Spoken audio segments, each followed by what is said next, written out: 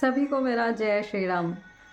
आज मैं आप सभी से यहाँ पर बात करने वाली हूँ कि हमारे प्रभु, हमारे परम पिता परमेश्वर, हम जिन भी रूप में उन्हें पूजते हैं, उन्होंने मनुष्य जीवन क्यों लिया और वो मनुष्य जीवन लेकर हमें यहाँ पर क्या सिखाने आए थे।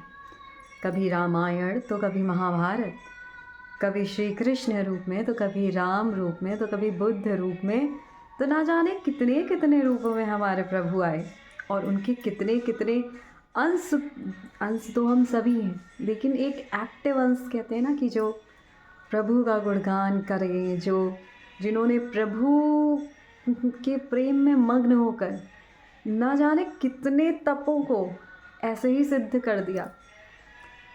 बहुत सारे लोग कहते हैं ना कि तपस्वी बनना तो बड़ा आसान है ना। मैं तो नहीं मानती कि तपस्वी बनना आसान है, क्योंकि ये तपस्वी जैसे कहते हैं ना, जरा ध्यान मुद्रा में रह बैठ के देखिए कितनी देर के लिए आप ध्यान मुद्रा कर सकते हैं।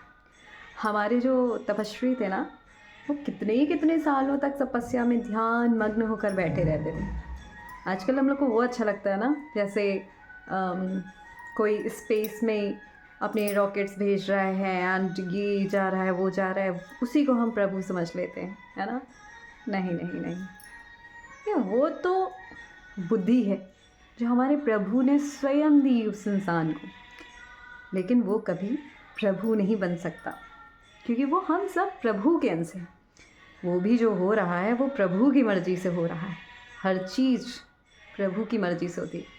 हमारे हाथ में तो सिर्फ यही है कि जैसा समय और परिस्थितियाँ हमें ले जाएं, हमें उस हर समय और परिस्थिति में प्रसन्न कैसे रहना है। और इसका साक्षात उदाहरण हमारे प्रभु कभी सीता माता के रूप में जो आई, लक्ष्मी जी, साक्षात लक्ष्मी जी जब वो आई, तो हम सारी जितनी फीमेल्स हैं ना, उन्हें उनसे क्या सीखना चाहिए। मैं बताती हूँ क्या सीखना चाहिए हम सभी को। मुझे भी क्या ही पता है, ये तो बस प्रभु की कृपा है कि मैंने बहुत प्यार किया सीता माता से, इसलिए सीता माता ने मेरे को ज्ञान दे दिया थोड़ा सा, वरना मैं तो उनके चरणों की धूल भी नहीं हूँ। और वही नहीं, मैं तो उनकी भक्तों की भक्त हूँ। मेरी सीता मैया, मेरी लक्ष्मी मैया, है ना। सोचिए, राम जी जब सीता जी पर क्वेश्चंस उठे दोबारा में अग्नि परीक्षा देने के बाद, सोचिए, वो तो साक्षात लक्ष्मी का रूप थी। जब लोगों ने उनसे अग्नि परीक्षा मांगी तो वो चाहती तो वो ना देती, लेकिन उन्होंने लोगों को दिखाया कि देखो तुम्हारा स्वरूप कैसा है, और मैं साक्षात देवी हूँ, लेकिन मैं तब भी तुम्हारे कहने पर परीक्षा दे रही हूँ, है ना। फिर उसके बाद जब आगे, उसके बाद भी उन पर क्वेश्चंस उठाए गए। अब वो आ गई, वो और राम जी, मेरे राम जी, सीता जी मेरी, कितने प्यार से दोनों लोग रह रहे थे। उसके बाद भी लोगों को रास नहीं आया, लोगों ने क्वेश्चन उठा दिए, क्या सीता जी पवित्र हैं? अब मेरी सीता मैया वो तो साक्षात लक्ष्मी है, और नारायण जी जो कि लक्ष्मी के बिना बिल्कुल नहीं रहना चाहते, है ना। तो दोनों ने एक लीला रची, नहीं तो चाहती तो वो उसी समय सिद्ध करती। देखो तुम लोग ने मुझ पर ये क्वेश्चन किया ना, मैं क्या हूँ, दिखा सकती, दिखा देती, पावरफुल थी, जगत लक्ष्मी है, जिससे हम सभी के घरों में लक्ष्मी आती है। लेकिन उन्होंने क्या संदेश दिया, मेरे पास पावर है, मेरे पास सब कुछ है, लेकिन मैं कुछ नहीं दिखाऊंगी। देखो मैं कितनी डाउन टू अर्थ हूँ।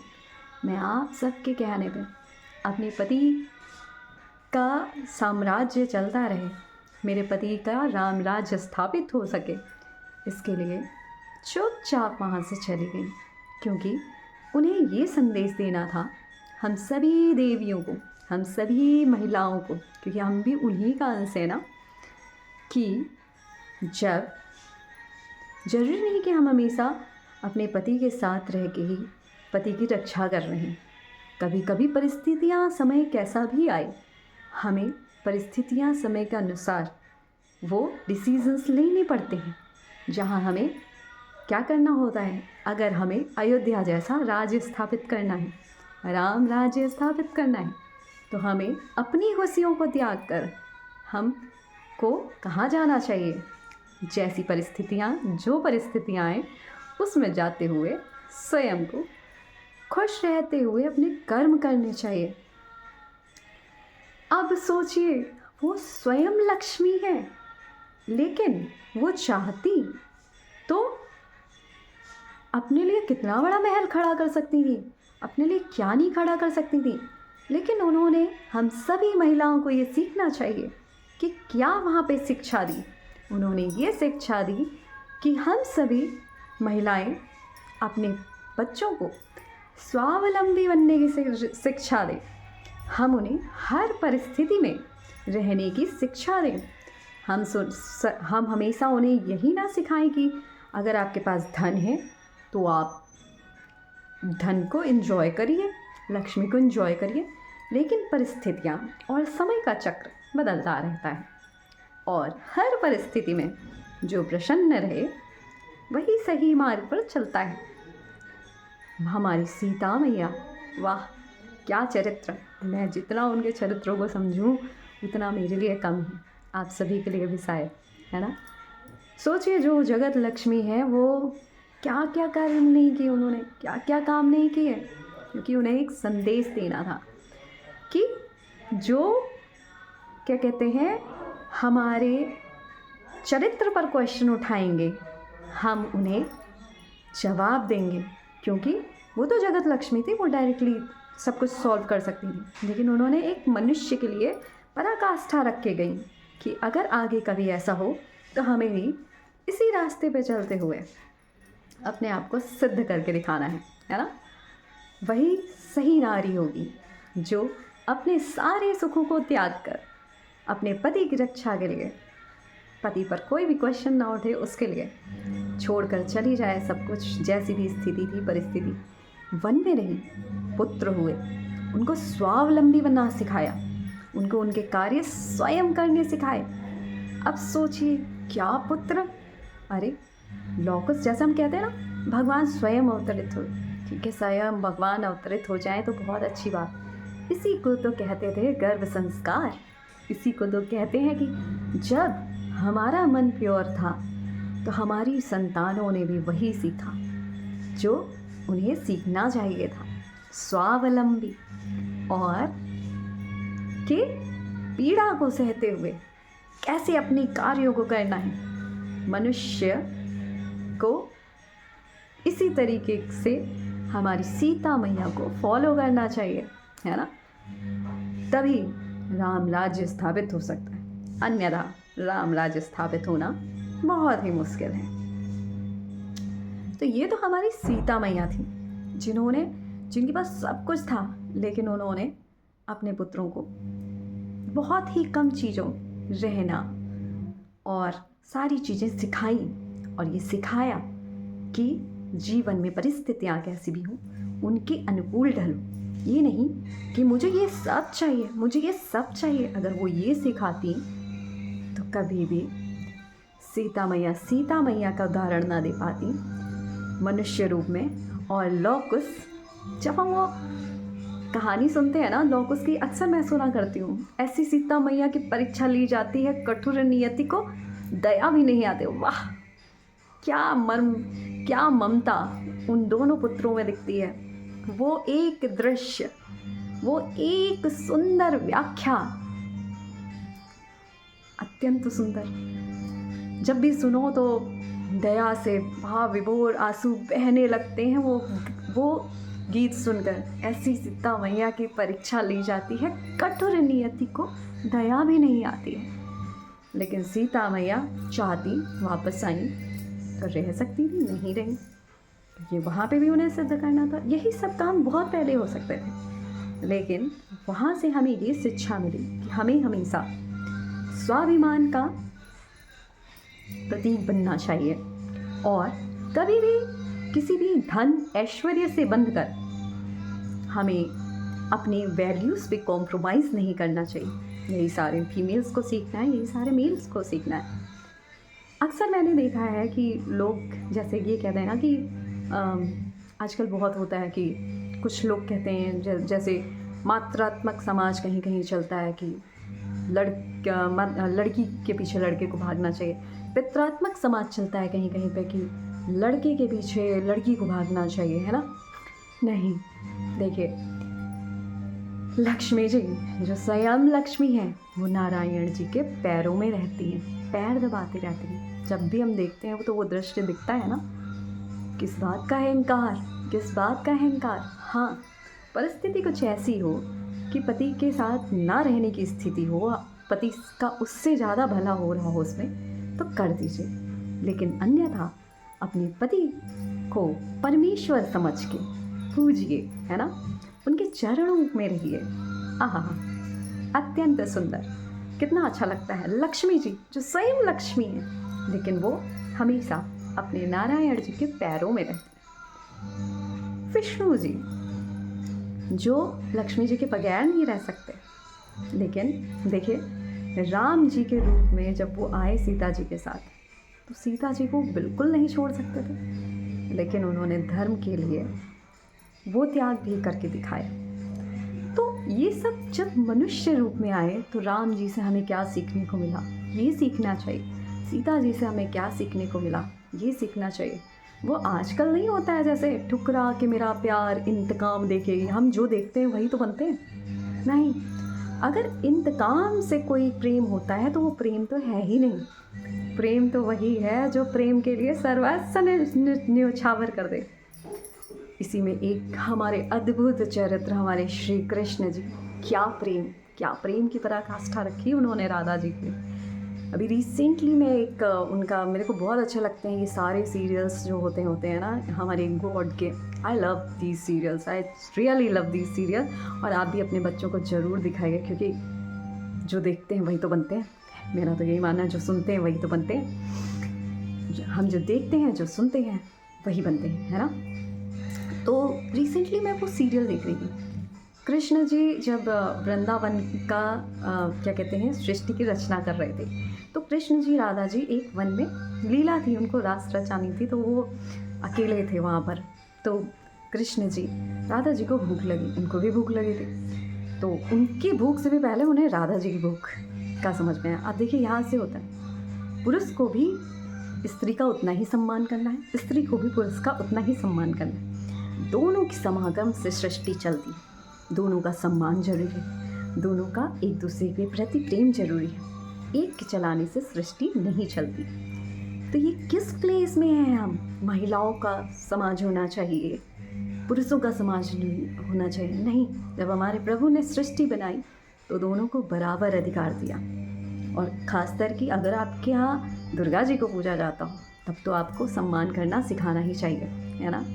और दुर्गा जी को तो हम सभी पूजते हैं, और हम लक्ष्मी जी को हम सभी पूजते हैं। तो पुरुष को स्त्री का भी सम्मान बराबर करना चाहिए, स्त्री को भी पुरुष का सम्मान बराबर करना चाहिए। हाँ, वहाँ तो कुछ अलग केस होते हैं जहाँ पे होता है ना कि कहीं प्रेम को फैलाने के लिए अगर कुछ अलग भी करना पड़े तो वो भी कर दो, है ना।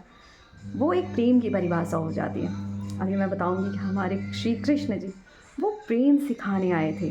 जो हम कहते हैं ना कि उन्होंने इतनी शादियाँ कर ली, अरे भाई वो जगत पति हैं। जैसे मैं कहती हूँ ना, मैं फीमेल रूप में हूँ, मैं भी उनकी पत्नी, मेरे पति होंगे वो भी उनकी पत्नी, सबके वो पति हैं, सबके वो परमपिता परमेश्वर हैं, है ना। हम लोग एक मामूली से इंसान हैं, उनके अंश हैं, प्रभु के अंश हैं। तो श्री कृष्ण जी से तो बिल्कुल भी क्या कह सकते हैं, वो हमारे लिए पूजनीय है। इवन उनके भक्त तक पूजनीय है। इवन जो एक बार श्री कृष्ण और राम का नाम ले दे ना, वो भी हमारे लिए पूजनीय है।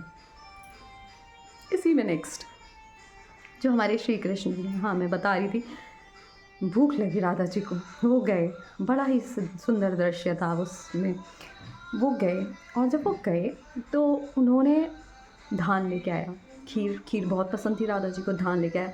धान से वहीं पे बैठ के उन्होंने चावल निकाले, सारी चीज़ों का इंतजाम किया। अब उनको शुगर की ज़रूरत पड़ी, तो I was thinking that sugar कहाँ से लेके आएंगे। उन्होंने खोदा, और उन्होंने वहाँ से शकरकंदी निकाली। आई वॉज अमेज्ड कि वाह भगवान जी कुछ भी कर सकते हैं, है ना। चुकंदर निकाली, सॉरी चुकंदर नहीं, शकरकंद निकाली, है ना। अब शकरकंद निकाली, फिर वो निकाला, ध्यान से बैठ के वहीं पे चावल निकाले। प्रभु हैं लेकिन देखिए क्या क्या करके दिखाते हैं।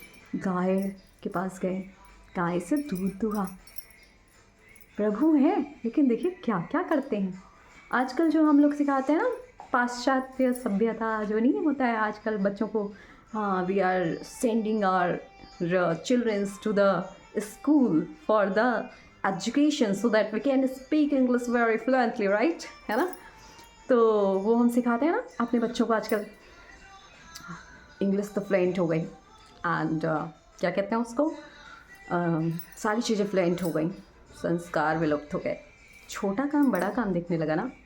जैसे होता है ना घर में झाड़ू पोछा लगाना पड़ जाए, ये हमारा काम नहीं है।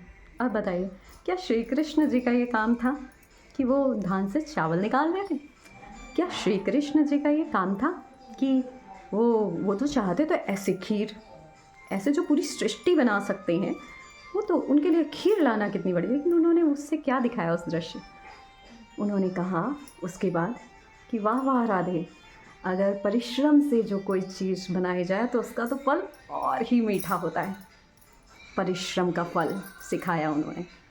तो जो आजकल हम लड़कियों को सिखाते हैं ना, लड़कियों को या लड़कियों को तो मैंने देखा है, माएँ बेटा तू ये बन जा, नहीं तेरे को भी मेरी तरह झाड़ू पोछा बर्तन करना पड़ेगा। ओह, झाड़ू पोछा बर्तन करने वाला क्या छोटा इंसान हो गया?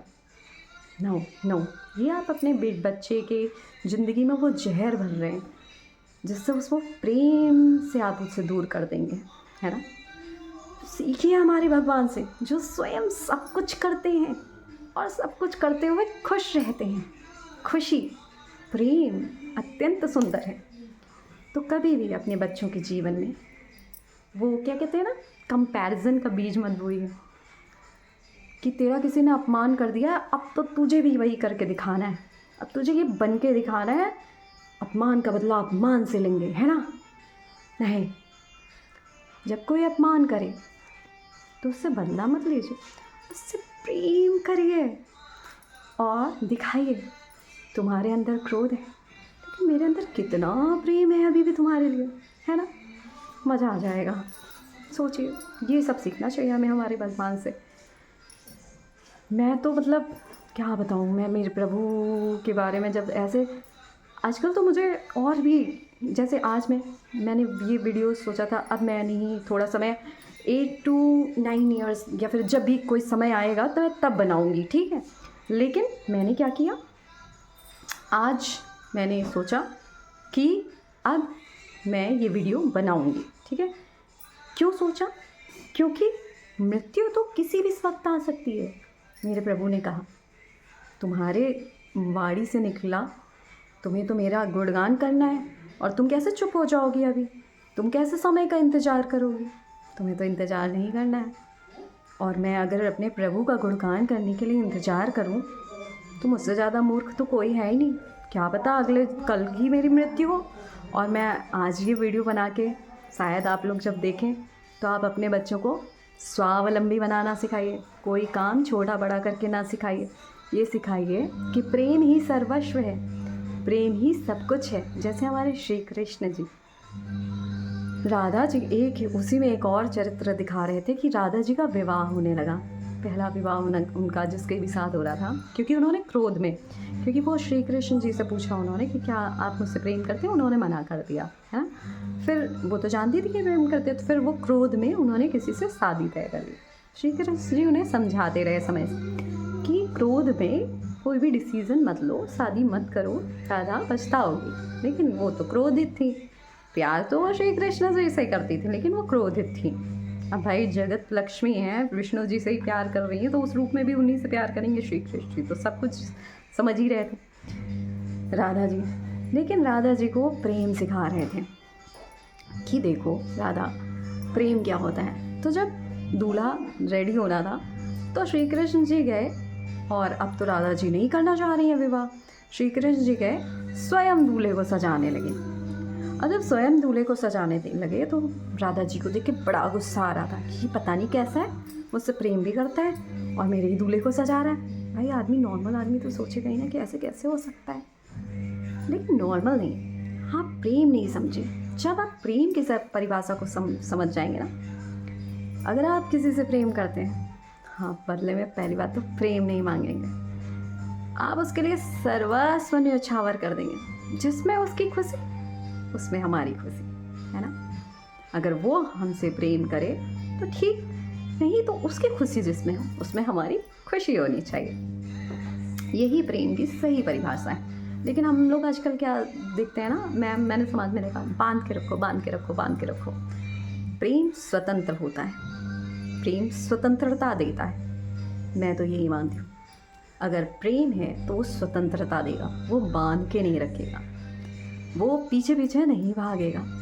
उसे तो पता है अगर तुम में प्रेम है तो मन मिल जाएंगे। प्रेम के लिए किसी भी दीवार का होना ज़रूरी नहीं है।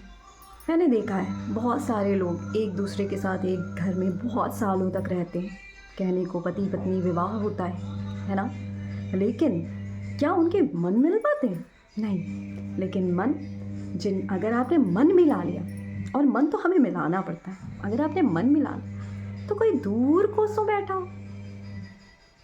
प्रेम को उस प्रगाढ़ता से करिए कि मन मिल जाए।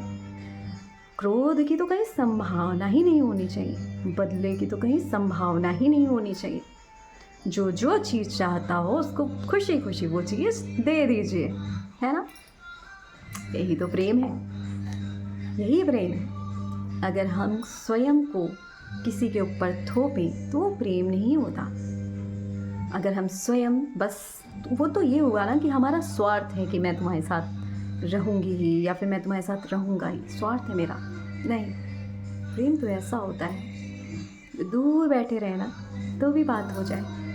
कहते हैं ना वो कि क्या कहते हैं, मन से मन का रिश्ता, आत्मीयता का रिश्ता, वो तो ऐसा ही होता है। उसमें ना कहीं क्रोध होता है ना कहीं कुछ होता है। जब प्रेम आ जाता है क्रोध हो ही नहीं सकता, हो ही नहीं सकता। तो हम सभी को हमारे श्री कृष्ण जी, हमारे राम जी, हमारी सीता जी, हमारी राधा जी इतने सुंदर रूपों में आई और यहाँ पे डिफरेंट टीचिंग्स देखी गई। यही सीखना है और अपने प्रभु का गुणगान करना है, प्रभु की भक्ति में लीन रहना है, प्रभु से प्रेम करना है और प्रेम फैलाना है। वो नहीं होता है प्यार ठुकरा के तेरा प्यार मेरा इंतकाम देखेगी, दैट इज़ नॉट लव। वो तो इंतकाम चलता है। प्रेम तो प्रेम करना जानता है, सर्वस्व न्यौछावर करके प्रेम करना जानता है। जैसे मुझे कोई बहुत प्यारा हो या कोई चीज़ बहुत प्यारी हो, लेकिन मैं बस उसकी खुशी के लिए, वो जिसमें खुश है उसकी खुशी के लिए सब कुछ हंसते हंसते त्याग। प्रेम तो यही होता है। आइए हम सभी, जहाँ पे हम सब आजकल कहते हैं ना 100% में हम सभी 98-95% we all are in love. No, we all are not in love. मुझे तो लगता है ऐसा प्रेम अभी 2 से 3% ही होगा, मेरी ऐसी संभावना है। और हमें ये 2 से 3% सारे 100% में कवर करना है। प्रभु सिखा के गए, श्री कृष्ण सिखा के गए, राम जी सिखा के गए, सीता मैया सिखा के गई, राधा मैया सिखा के गई। तो आइए सभी प्रेम करते हैं और राग और द्वेष से उठते हुए प्रेम, सच्चाई और धर्म के मार्ग पर चलते हैं। प्रेम का मार्ग, जब हम किसी से बहुत प्रेम करेंगे तो स्वयं को कितनी भी पीड़ा हो जाए, लेकिन उस पीड़ा को हम खुशी में बदल देंगे और उसके लिए सर्वस्व प्रार्थना करेंगे। और हमें तो सर्वस्व प्रार्थना करनी चाहिए। जैसे हम कहते हैं ना कि संत तपस्वी, मैंने बताया ना एक संत कोड़े खा के हरि बोल हरि बोल दिया, वाह वाह आपका भला हो गया। ऐसा बन जाए हम। संत बनना आसान नहीं होता, सबको घर में संत बन जाए। लोग कहते हैं गृहस्थी में नहीं हो सकता, सोचिए हर जगह प्रेम की धारा बने तो गृहस्थ में तो बहुत आसान है, संत बनना कठिन है वो जनाब। एक सांप बगल से निकल जाए ना तो पूरे गृहस्थी वाले लोग कूद के सोफे पर चढ़ जाते हैं। लेकिन जब संत बैठता है अपनी तपस्या में, जब संत जी लोग, हमारे संत जी लोग जब तपस्या में बैठते हैं तो सांप बिच्छू पता नहीं क्या क्या बगल से निकल जाता है और वो जरा सा भी डगमगाते नहीं है। तो सारे संत पूजनीय हैं और मैं धन्यवाद करती हूँ कि मैंने इस भारत भूमि पर जन्म लिया। और आप सभी धन्यवाद करिए कि आपने इस भारत भूमि पर जन्म लिया, क्योंकि हम लोग इन्फ्लुएंस हो जाते हैं। हमें बाहर से अच्छी चीज़ें लेनी है, जैसे मैं कहती हूँ हमारी अच्छी चीज़ें को नहीं क्या करना है, ख़राब करना है। हमें बाहर से अच्छा लेके आके जो हमारा बेसिक नीड था, जो हमें प्रभु सिखा के गए हमारी धरती पे स्वयं आके, हमें तो वो सीखते हुए जो कुछ इनकलकेट कर सकते हैं वो इनकलकेट करना। प्रेम की धारा बहानी है, सत्य की धारा बहानी है, धर्म की धारा बहानी है। मंदिर में जाके क्यों कहते हैं धर्म की जीत हो, अधर्म का नाश हो, प्राणियों में सद्भावना हो, विश्व का कल्याण। इसको सिर्फ कहना नहीं, इसको मन में उतारना है। जैसा कि मैं हमेशा कहती हूँ, self assessment is the best assessment in the life, right. और मैं नहीं कहती, ये मेरे प्रभु कह रहे हैं मेरे अंदर से। मैं तो देखिए ना, आज भी प्रभु ने कहा कि बना दो, समय नहीं पता कब ख़त्म हो जाए, मृत्यु का तो कोई भरोसा नहीं। प्रभु ने ये बोला और मुझे तो मेरे प्रभु का गुणगान करने में मज़ा आता है। आपको समझना है तो समझिए, और जहाँ तक भी मेरी ये प्रभु मेरे अंदर से जो बोलते हैं ना, वाणी फैल सकती हो, फैलाइए। अब इसको शेयर करें। अब मैं चाहती हूँ ये शेयर हो, इसलिए नहीं कि ये मैं हूँ, इसलिए कि मैं मेरे प्रभु का गुणगान कर रही हूँ। मैं हूँ ही नहीं। मुझे डर लगता है अब अपनी प्रशंसा से। अगर कोई मेरी प्रशंसा करता है, आजकल मुझे बड़ा डर लगता है, अहंकार आ जाता है ना, बहुत डर लगता है कि मैं तो मेरे प्रभु का अंश हूँ। निंदा करे आजकल तो कोई मज़ा आ जाता है, ठीक है, कम से कम अहंकार नहीं आएगा। तो आइए, राग द्वेष से ऊपर उठते हैं, प्रेम की धारा में सब जगह बहते हैं। पैसा, रुपया, धन, ये सब तो प्रभु की माया है। देखिए ना सीता जी को, धन लक्ष्मी, लेकिन अपने पुत्रों को उन्होंने क्या सिखाया। देखिए ना श्री राम जी को, स्वयं जगत पिता शिव जी स्वयं उनका नाम लेते हैं, लेकिन उन्होंने ऐसे समय पे भी, उनकी पत्नी वहाँ थी, क्या उन्हें ज्ञात नहीं रहा होगा, लेकिन वो क्या स्थापना करना चाहते थे। देखो मेरे पुत्र थे, जंगल में जन्म लिए, जंगल में वो सब किया, एक पराकाष्ठा रखी गई। तो हम सभी दर्द से नहीं भागना है। यही तो, दर्द तो आएगा ही आएगा, दर्द से क्यों भागना, दर्द को खुशी में परिवर्तित करना है। दर्द से, दुख से कहाँ तक भागेंगे, दुख तो किसी ना किसी रूप में आएगा। दुख तो वहीं ख़त्म हो जाएगा जहाँ प्रभु में समर्पित हो जाएंगे। अहंकार नष्ट हो जाएगा, मैं की भावना नष्ट हो जाएगी। वो जो कहते हैं ना हम आजकल, मेल और फीमेल का डोमिनेंस, वो नष्ट हो जाएगा जब हम सभी प्रभु में लीन हो जाएंगे। मैं तो क्या बताऊँ, कितनी बातें करने के बाद अब तो मुझे बहुत ही अच्छा लग रहा है, और अच्छा लग रहा है। जब मैं प्रभु का गुणगान कर लेती हूँ ना तो बहुत अच्छा लगता है। तो आप सभी भी प्रभु का गुणगान करिए, सुनिए और अपने अपने कार्य करिए और प्रेम की धारा बहाइए।